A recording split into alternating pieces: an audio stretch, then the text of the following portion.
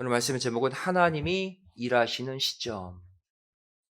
하나님이 일하시는 시점이란 제목으로 토요일 새벽 예배 말씀 전하도록 하겠습니다. 오늘 읽은 이 본문 말씀은 주변에 있는 수많은 악인들의 그 형통함이 계속되는 것을 참다 못해 하나님께 항변했던 하박국 선지자. 그가 오랜 기다림 끝에 하나님의 응답을 받는 장면을 기록하고 있습니다.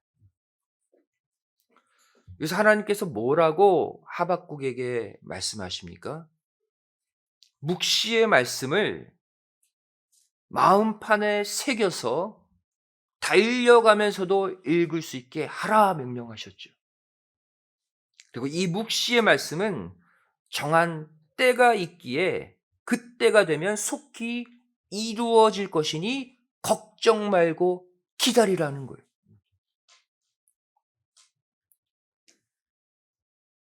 이 말씀의 핵심은 만사에 하나님이 정해놓으신 그때가 있기에 너희는 말씀을 마음판에 새기며 그때까지 인내하고 기도하고 기다리라라는 말씀이죠.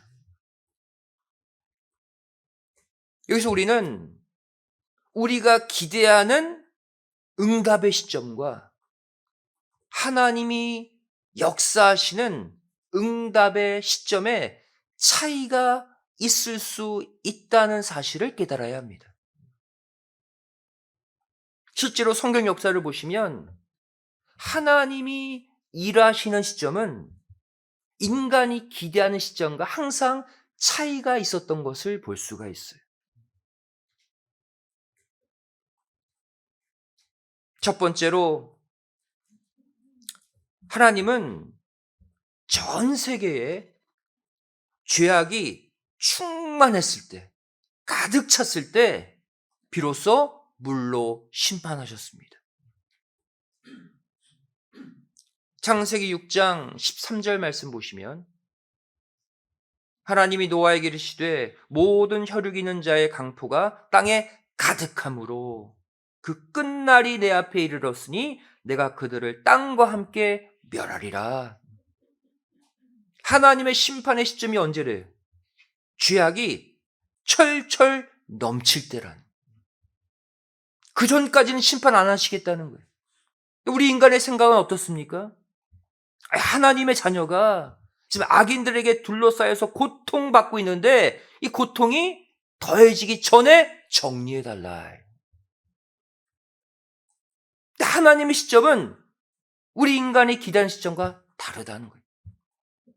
완전히 꽉 차서 죄악이 더 이상 생겨날 수 없을 정도로 철철 넘칠 때 그때서야 심판하겠다. 두 번째로 하나님은 이스라엘 백성들이 광야에 갇혀서 몰살당하기 직전에 홍해물을 갈라주셨습니다. 출애굽기 14장 1절부터 3절의 말씀이죠. 여호와께서 모세에게 일러 가라사대 이스라엘 자손을 명하여 돌쳐서 바다와 믹돌 사이에 비하히로답 곧 바알스본 맞은편 바닷가에 장막을 치게 하라. 바로가 이스라엘 자손에 대하여 말하기를 그들이 그 땅에서 아득하여 광야에 갇힌 바 되었다 할지라. 우리 인간의 생각은 어떻습니까? 아예 홍해 같은 장애물 없이 평탄하게 바로를 피해 갈 수 있도록 해달라. 이게 우리의 소원 아닙니까? 다르다는 거예요, 하나님의 생각은. 세 번째로 또 이스라엘 백성들이 가나안 들어가는 시점도 요단 강물이 최고로 불어났을 때, 가장 건너기 힘들 때 건너게 하셨습니다.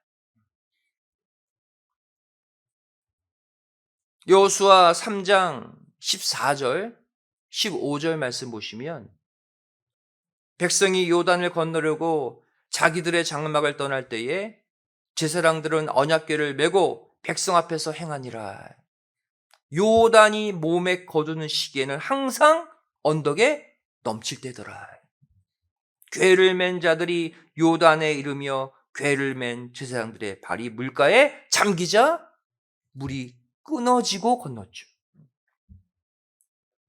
우리 인간의 생각은 어떻습니까?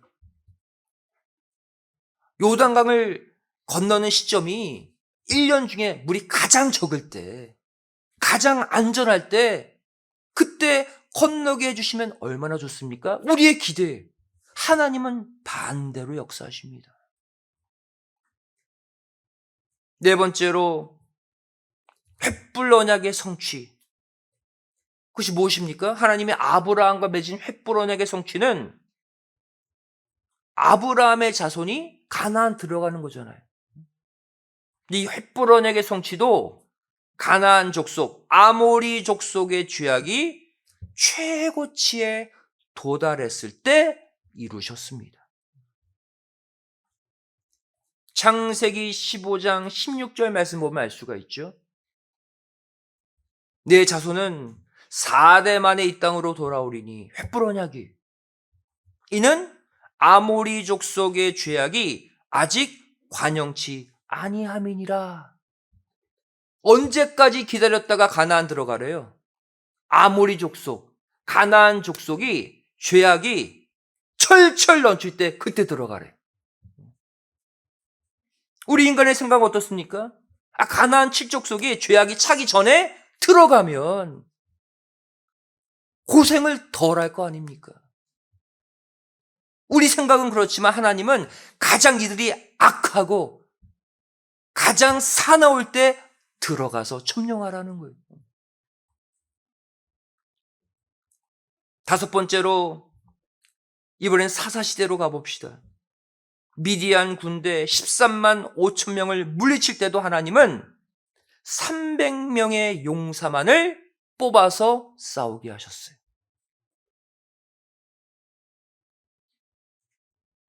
사사기 7장 7절 말씀 보시면 여호와께서 기드온에게 이르시되 내가 이 물을 핥아먹은 300명으로 너희를 구원하며 미디안 사람을 내 손에 붙이리니 남은 백성은 각각 그 처소로 돌아갈 것이니라. 더 많이 모였는데 다 집으로 보냈어요. 300명만 남기고. 가장 불리한 조건 가운데 싸우게 하셨습니다. 우리 인간의 생각은 미디안 군사가 13만 5천 명이나 되는데 최대한 많은 군사를 모아서 싸우게 하시면 얼마나 좋을까. 그렇다면 이유가 있겠죠. 하나님은 당신의 구속 계획을 성취하는 데 있어서 오래도록 기다리시다가 왜 하필 우리 인간이 생각할 때 가장 안 좋은 시점, 가장 안 좋은 환경이 될 때 그때를 택하여 일하실까요? 첫 번째 이유가 무엇입니까? 우리 인간의 잔꾀나 노력을 모두 포기하게 하시기 위함이에요. 조금이라도 우리 자신의 환경과 여건과 내가 가진 것을 가지고 일하지 않게 하게 하시기 위해. 미디안 13만 5천 명 대군과 싸울 군사로 하나님이 300명만을 선발하신 이유를 특별히 밝히고 있죠. 사사기 7장 2절 말씀 보시면 여호와께서 기드온에게 이르시되 너를 쫓는 백성이 너무 많은즉 내가 그들의 손에 미디안 사람을 붙이지 아니하겠다. 이는 이스라엘이 나를 거스려 자긍하기를, 우쭐대기를, 스스로 자랑하기를 내 손이 나를 구원하였다 할까 염려함이니라.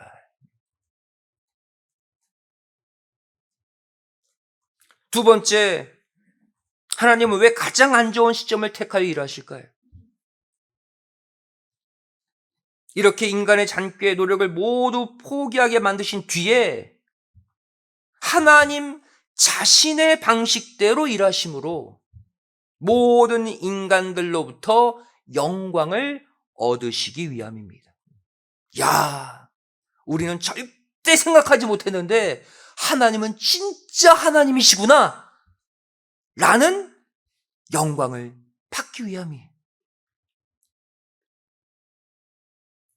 그 이유는 바로 출애굽한 이스라엘 백성들을 홍해 앞에 가두신 그 이유 가운데 드러나죠.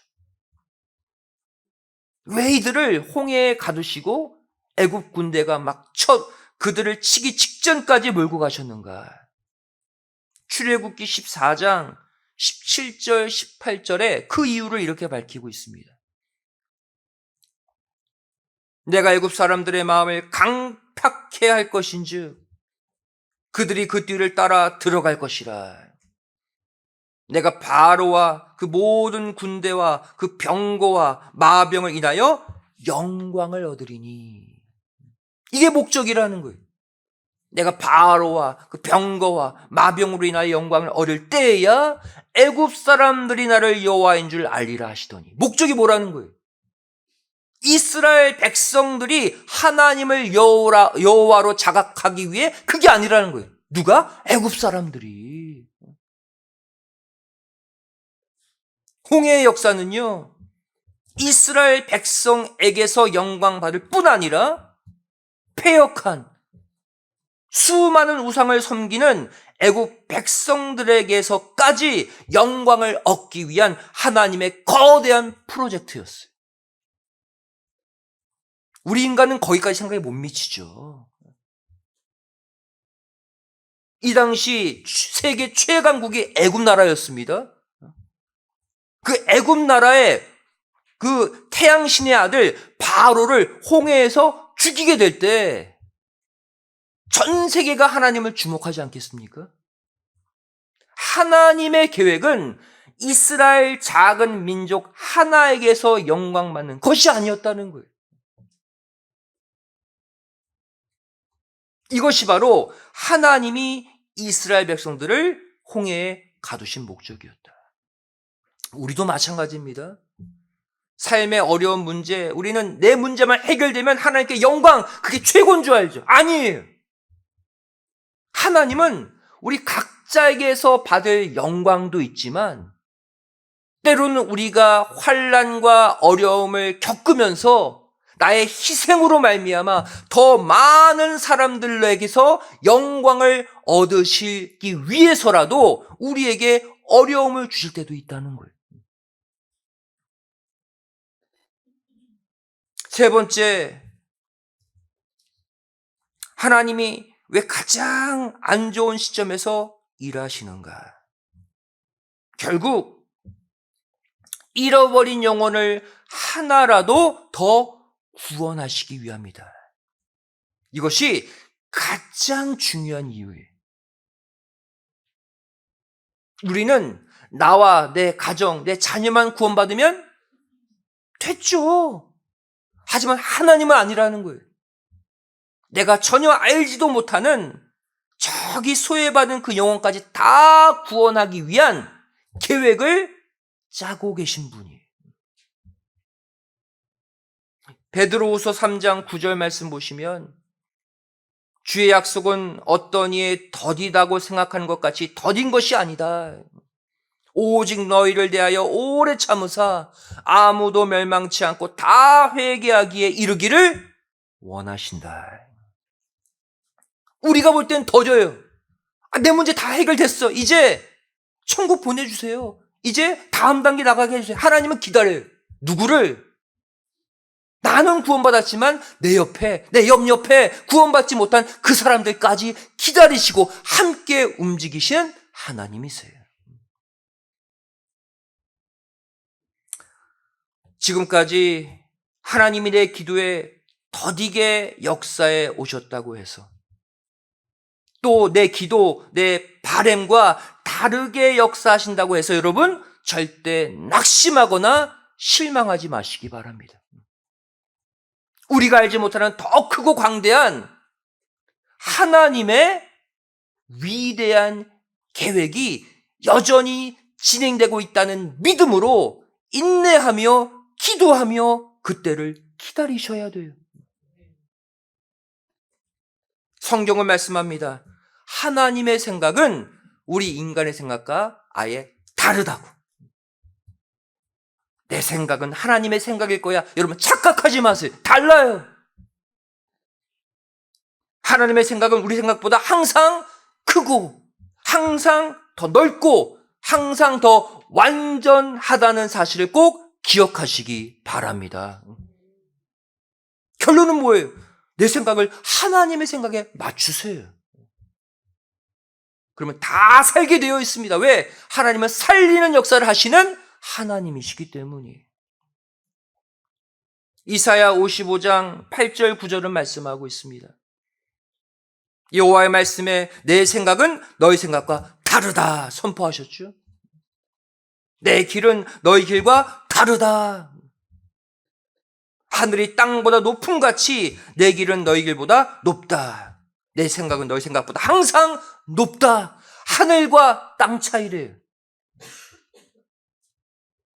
이 시간 하나님의 깊고 광대한 그 생각, 그 뜻, 그 계획을 붙잡고 다시 기도하시는 가운데 그동안 해결받지 못했던 영육간 모든 문제들이 내 생각, 내 방법이 아닌 하나님의 생각, 하나님의 계획, 하나님의 방법대로 더 크고 더 확실하게 이루어지시기를 주님의 이름으로 간절히 축원드리겠습니다.